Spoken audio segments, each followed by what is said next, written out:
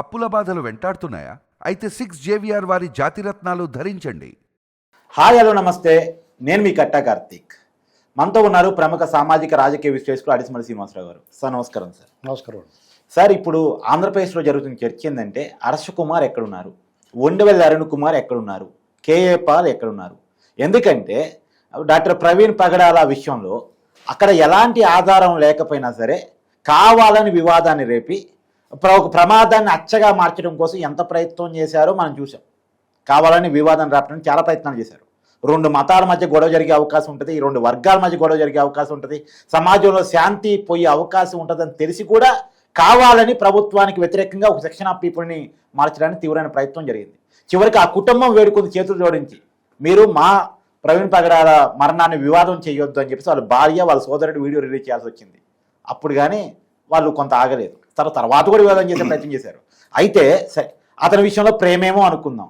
మరి ఇక్కడ చాలా క్లియర్గా సింగయ్య అనేటువంటి ఒక దళిత వృద్ధుడు జగన్మోహన్ రెడ్డి గారి కారు కింద పని చనిపోతే ఆ వీడియో పెద్ద ఎత్తున వైరల్ అవుతుంది, రాష్ట్రం మొత్తం చూసింది. మరి వీళ్ళు చూడలేదా? వీళ్ళు మాట్లాడరా? ప్రవీణ్ పగడాల విషయంలో మాట్లాడిన నోళ్ళు ఈ సింగయ్య విషయంలో ఎందుకని మాట్లాడట్లేదు, ఎందుకు మీడియా ముందుకు రావట్లేదు అంటే ఏం చెప్తారు? ఇక్కడ నిజమేనండి. ఎందుకంటే ఆ అపవాదు మొయ్యాలి వాళ్ళు. అపవాదు కాదు, నిజమే. నిన్న అది వాళ్ళు తప్పు చేశారు వాళ్ళు. ఇప్పుడు ప్రవీణ్ పగడాల మాస్టర్ గారు ఆయన చనిపోయాడు, దురదృష్టవశాత్తు ఆ ప్రమాదంలో చనిపోయాడు ఆయన. అది ప్రమాదం అని స్పష్టంగా తెలుస్తుంది. వీళ్ళు అనుమానం వ్యక్తం చేయడం కూడా తప్పు కాదు. అనుమానం వ్యక్తం చేశారు. అనుమానం వ్యక్తం చేసిన తర్వాత అది ఎక్స్ట్రీమ్కి వెళ్ళారు. అంటే అక్కడికి వెళ్ళి సీన్ రీకన్స్ట్రక్షన్ చేయటం, అతను చంపేశారు అనటం. హర్ష్ కుమార్ ప్రధానంగా, అతనే కాదు ఇంకా చాలా మంది, కొంతమంది కేఏ పాల్, హర్ష్ కుమార్ గారు, ఇంకా కొంతమంది సోషల్ యాక్టివిస్ట్స్ కొంతమంది ఉన్నారు, సోషల్ మీడియాలో ఉండే వాళ్ళు కూడా చాలామంది, అలాగే పాస్టర్ల సంఘం కొంతమంది, వాళ్ళందరూ కూడా అది హత్య అన్నారు. అసలు దాని మోటివ్ ఏముంది, అది ఎందుకు హత్య చేస్తారు అతన్ని అనేటువంటిది వాళ్ళ కుటుంబానికి ఉండాలి అనుమానం. వాళ్ళు పూర్తిగా కుటుంబంతో వాళ్ళు తెలుస్తారు మంచి చట్టాలకి. వీళ్ళు ఎవరికి అతనితో హర్ష్ కుమార్ గారు ఏం చెప్పాడు, ప్రవీణ పగడాలంటే ఎవరో నాకు తెలియదు అన్నాడు. నిన్నటి దాకా నాకు తెలియదు అన్నాడు, ఆయన చనిపోయేదాకా. అవును. అలాగని దాని గురించి అతను హత్య చేసినట్టు అతను ఏం జరిగింది, ఎవరితో శత్రుత్వం ఉంది, ఒకవేళ నిజంగా శత్రుత్వం ఉంటే కూడా ఈ ప్రభుత్వానికి ఏం సంబంధం? ఆ వృత్తిలో ఆ పాస్టర్లోనే ఇంకొకటికి ఏమన్నా ఇతను బాగుపడిపోతున్నాడో, ఇతను మంచి పేరు అవుతుందని ఈ ఈర్ష్యతోటి చేసి ఉండాలి తప్ప వేరే వాళ్ళు ఎందుకు చేస్తారు? పైగా ఆ ప్రవీణ్ పగడాల గారు కొన్ని విషయాల్లో ఇదున్నా అతను కొన్ని విషయాలు అతని మీద మంచి పాజిటివ్గానే ఉంది, సోమిడనే ఉంది. ఆ కుటుంబం కూడా చాలా వర్రీ అయింది. దీన్ని వివాదం చేయొద్దు దయచేసి అని చెప్పారు వేడుకో. వీళ్ళు ఇలా మాట్లాడిన వాళ్ళు అందరూ కూడా ఓ రాయేశారు. పోలీసు దర్యాప్తుని అనుమానించారు, ఇవన్నీ ఫేక్ వీడియోలు అన్నారు. స్పష్టంగా తెలుస్తుంది అంతా. పోలీసులు కూడా చాలా ఓపికగా దాన్ని అంతా దర్యాప్తు చేసి అన్నీ బయట పెట్టారు అంతా. అంటే ఇది సెన్సిటివ్ మ్యాటర్ అని వాళ్ళు దీన్ని అడ్వాంటేజ్గా తీసుకుని దీన్ని ఒక ఇష్యూ చేద్దామని చూస్తున్నాడు జగన్మోహన్ రెడ్డి. వాళ్ళు బతికే అంతండి. వాళ్ళు విమలారెడ్డి వీళ్ళంతా కూడా వాళ్ళకి సర్వైవ్ అవ్వాలి, వాళ్ళకి మేలు లబ్ధి జరగాలని కోరుకుంటారు తప్ప యాక్చువల్గా వాళ్ళు క్రైస్తవాన్ని వాళ్ళు నష్టం చేస్తున్నారు. ఒక రాజశేఖర రెడ్డి అధికారంలో రాకముందు కూడా క్రైస్తవం ఉంది. అప్పుడు కూడా ప్రార్థనలో చర్చలు ఇది అంత ఉధృతంగానే ఉంది. మతం మార్పులు కూడా జరుగుతున్నాయి. అప్పుడు ఎప్పుడు లేని విధంగా ఈ 20 ఏళ్ళలోనూ ముఖ్యంగా ఈ 10 ఏళ్ళలో ఇంత అలర ఎందుకు అయిపోయిందండి? అది లాభమా నష్టమా క్రైస్తవానికి? ఇప్పుడు రాజకీయాలకు మీ పని మీరు చేసుకుంటున్నారు ఓ పాస్టర్గా. మీకు 1-2 చర్చలు ఉన్నాయి, దాని మీద ఎంతో కొంత ఆదాయం అవుతుంది. మీ పోతున్నారు, మీ బోధనలో, మీ ప్రార్థనలో, మీ వాక్యాలు మీరు చెప్పుకుంటున్నారు, సాక్ష్యం చెప్పిస్తున్నారు, వాళ్ళు మీ ప్రార్థనలు అవి చేసుకుంటున్నారు. సజావుగా నడిచిపోతుంది అంతా. కానీ ఇప్పుడు ఇది వివాదాస్పదం అవ్వట్లేదు. ఇదివరకు ఏదైనా గ్రామంలో క్రైస్తవులు అంటే వాళ్ళు పని ఏదో చేసుకుంటారు, మైకులు పాటలు పాడుకుంటారు, వాళ్ళు చర్చాలు ప్రార్థనలో క్రిస్మస్ వాళ్ళు సేమియా పెడితే తింటారు, ఇలాంటివన్నీ జరుగుతున్నాయి. ఇప్పుడు వాళ్ళు శత్రువులుగా చూసి పరిస్థితి వచ్చిందా లేదా?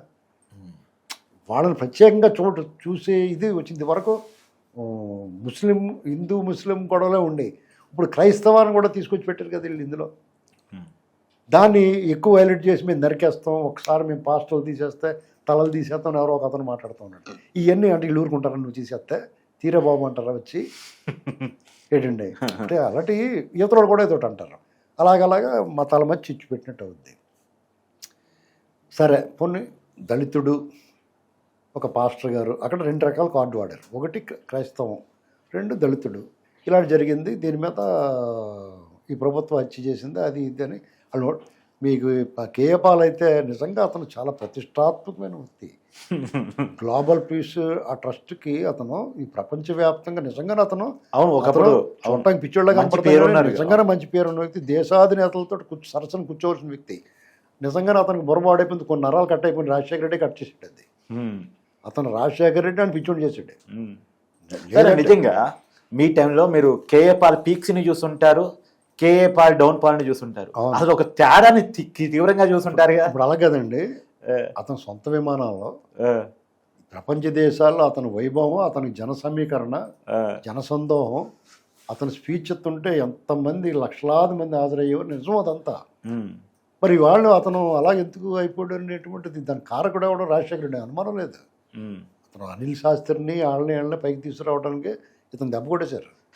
నాకు ఒక పాస్టర్ వచ్చాడు ఆ టైంలో, ఒక కీలకమైన అనుమానాన్ని వ్యక్తం చేశాడు. ఒక పాస్టరే అసలు ఆ కేఏ పాల్ లేడేమో, ఆ కేఏ పాల్ని ఏదైనా చేసి కిడ్నాప్ చేసి ఈ కేఏ పాల్ ఎవరన్నా అవన్నీ కాదు కానండి, తనకే మతి భ్రమించింది. అదే ఇప్పుడు అంత ఉత్థాన పతనం ఆ హైట్స్ చూసిన తర్వాత ఇలాగ వచ్చేటప్పటికి ఎవరికన్నా బుర్ర పిచ్చెక్కిపోయి మాట్లాడుతూ ఉంటాడు, పిచ్చి మాటలు మాట్లాడుతూ ఉంటాడు. జగన్ మాట్లాడతలేదు ఇప్పుడు పిచ్చి మాటలు. ముఖ్యమంత్రిగా ఉండి అంత హోదా అనుభవించి ఇవాళ చోట్ల పిచ్చి మాటలు వస్తున్నాయి నోట్లోంచి. లేదా సినిమా రప్ప ఇలాంటి మాటలు మాట్లాడతాడు ఏమన్నా ముఖ్యమంత్రి చేసినాడు. కాబట్టి వీళ్ళు అతను కూడా కంట్రోల్ తప్పిపోయి చంద్రబాబు గారిని, లోకేష్ గారిని, లేకపోతే పవన్ కళ్యాణ్ ఇష్టం ఆడుతున్నాడు. అరుణ్ కుమార్ గారి పరిస్థితి ఏంటంటే అతను పెద్ద మనిషి వ్యవహారం ముసుగేసుకుని 2 సార్లు ఎంపీ చేసి జగన్ న్యూట్రల్గా మాట్లాడుతున్నానన్న ముసుగులో జగన్కి సపోర్ట్గా మాట్లాడుతాను. అవును అన్ని విషయాల్లో. అవును. హర్ష్ కుమార్ గారు అయితే అతిగా అనిపించింది అతని శాస్త్రలో. అతని వ్యవహారం అంతా అతిగా అనిపించింది. అంతకుముందు రాజకీయంగా అతను 2 సార్లు ఎంపీ అయ్యాడు. నాకు తెలిసి హర్ష్ కుమార్ మా సీనియర్ కాలేజ్ చదువుకున్నాడు, నా బ్యాచ్మేట్ కాదు కానీ నేను వీటి కాలేజ్, అతను ఆర్ట్స్ కాలేజ్, 1 సంవత్సరం సీనియర్. అతను 2 సార్లు ఎంపీ అయ్యాడు. అతనికి మా గోదావరి జిల్లాలో మాల సామాజిక వర్గంలో చాలా మంచి పట్టు ఉంది దళితుల్లో. ఒక రకంగా అతను చాలా హైట్స్కి వెళ్ళాడు. మెల్లమెల్లగా యానం విషయంలో అప్రతిష్ట పాలయ్యాడు. తర్వాత ఓడిపోయి కాంగ్రెస్ పార్టీని వదిలేసి అటు ఇటు చూశాడు. ఇప్పుడు మళ్ళీ జగన్మోహన్ రెడ్డి లాస్ట్ 5 ఏళ్ళు జగన్మోహన్ రెడ్డిని విమర్శించాడు. అతను బాధితుడు కూడా, జగన్మోహన్ రెడ్డి బాధితుడు అయినా సరే ఇప్పుడు జగన్మోహన్ రెడ్డిని ఎందుకు మద్దతు ఇస్తున్నాడు అనేది కూడా అర్థం కాదు. 2 సార్లు ఎంపీ చాలు, సరిపెట్టుకోవాలి. ఎందుకంటే వాళ్ళ ట్రాక్ తప్పిపోయింది. లేదా నువ్వేదో పార్టీలో చేరి నీ సర్వీస్ తీసుకోవచ్చు. అంతేగాని నేను మొనార్క్ అని అనడానికి రాజకీయాల్లో ఎవరికి కుదరదు. అంతేగా, ఇది ప్రజలతో ముడిపడి ఉన్నది. అవును. ఇవాళ మహాసేన రాజేష్ హర్ష్ కుమార్ని దాటి వెళ్ళిపోయాడు. తెలుసా మీకు? తూర్పుగోదావరి జిల్లా కానీ ఆ మాల సామాజిక వర్గంలో హర్ష కుమార్ని దాటి వెళ్ళిపోయాడు మహాసేన రాజేష్. అర్థమైందండి? ఎవడొకడు వస్తాడు, రేపు వద్దు ఇంకొకటి వచ్చి మహాసేన రాజేష్ని దాటి వెళ్ళిపోతాడు. అంతే. ఇది ఎవరికి జీవితకాలం నిరంతరం నేనే తోపుని తురుపుని అనుకోవడానికి లేదు ఎవరికి. అర్థమైందండి? కాబట్టి వాళ్ళు ఏం చేశారంటే ఆలోచన తలంకాల అణుకుగా ఉండాలి. ప్రజల కోణాలు ఆలోచించినట్టు ఎప్పటికీ శాశ్వతంగా ఉంటాడు. నువ్వు ప్రజల వైపు ఆలోచిస్తే నువ్వు శాశ్వతంగా ఉంటావు. అది ఆలోచించుకుంటూ అతను జగన్మోహన్ రెడ్డి లాంటి దండుపాళెం బ్యాచ్ నువ్వు సపోర్ట్గా మాట్లాడుతున్నావు అనుకో, దళిత ముసుగులోనో క్రిస్టియన్ ముసుగులోనో, అది తెలుసుకోలేనంత అమాయకులు కాదు జనం. వాళ్ళ అబ్బాయి పట్టభద్రుల ఎమ్మెల్యే స్థానంలో నిలబడినప్పుడు ఇప్పుడు ఏం చేసినా వాళ్ళ చల్లని కాసులు. 1000 రూపాయల నోట్లు రద్దు అయిపోయింది. 1000 రూపాయల నోటు విలువైందే, కానీ రద్దు అయిపోయిందని దాన్ని ఎవరు పట్టుకుంటాడు? అంతే సేమ్ దాచుకుంటారంటే బీరులో పెట్టుకుని అంతే పరిస్థితి. కాబట్టి చల్లని నాణ్యం అయిన ఇప్పుడు సింగే చనిపోయాడు.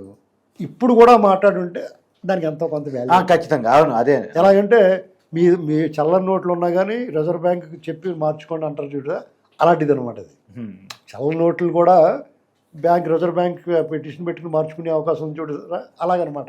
నువ్వు ఇప్పుడు కూడా మాట్లాడుంటే సంగే మీరు తప్పు చేసావు జగన్మోహన్ రెడ్డి, నీకు తెలిసి కూడా అతను 4 రోజుల పాటు ఈ వార్త వచ్చేదాకా నువ్వు స్పందించలేదు. అతను అలా వదిలేయటం మహాపాపం, దళితుడనే కదా. అదే నీ పక్కన ఉన్న ఇంకో రెడ్డి ఎవరినై అయితే ఇలా వదిలేసి పోతావా నువ్వు అని అడగాలి. ఏంటండి అతను అంతే కదా, మరి పక్కన పెట్టేసిపోయారు. అంబులెన్స్ వచ్చింది, అది కూడా తెలుగుదేశం కూడా ఎవడో చేసాడు, డబ్బులు ఇచ్చారు వాళ్ళకి. ఇంత అన్యాయం. జగన్మోహన్ రెడ్డి ప్రజలంటే చులకనని ఎప్పుడో చెప్పాను నేను. అతను మనుషుల పట్ల అతను చేసే ప్రతిదీ కూడా నటనండి. నేను చాలా క్లియర్గా చెప్పాను సార్, జగన్మోహన్ రెడ్డి గారి కన్వాయ్లో మెడికల్ టీం ఉంటుంది. అతను ఒక పెత్తనం కావాలంటే అధికారం కావాలంటే డబ్బు కావాలి. ఈ మూడే, ఇంకేం అక్కర్లేదు అతనికి. తల్లి, తండ్రి, చెల్లి, చిన్నాన్న, బాబాయ్ ఎవరు కాదు. అప్పటికి ఎవడ అవసరం అవుతాడికి ఏమైనా పడేస్తానంటే పడేయమంటాడు, లేకపోతే పైకి పంపించేస్తానంటాడు అధికారంలో ఉన్నప్పుడు. ఇప్పుడు అధికారంలో లేదు కాబట్టి డబ్బులు ఇచ్చి కొనుక్కుంటాడు ఏమన్నా సరే. అతను తరపున మాట్లాడి ప్రతి ఓడికి పేమెంట్ ఉంటుంది. ఉత్తిని ఎందుకు మాట్లాడతారు? అతను రూపురేఖ లావణ్యాలు బాగున్నాయని మాట్లాడతారా? అతని పరిపాలన బ్రహ్మాండంగా చేశారని మాట్లాడతాడా? అతని చేత ఉదాత్తమైనని మాట్లాడతారా? ఇది ప్రజల కోసం ఏమైనా త్యాగం చేసేయడని మాట్లాడతారా? మాట్లాడిన కూడా రిలీజ్ అవుతున్నారండి. కృష్ణరాజు చెప్తున్నాడు. అదే అతని గురించి ఎవడు మాట్లాడినా వాడికి డబ్బులు పొట్టలు అందితేనే మాట్లాడతాడు. అదే ఎవడు అతని తరపు మాట్లాడినా పొట్టలు అందినట్టు లెక్కేసుకోవాలి అంతే. Thank you sir.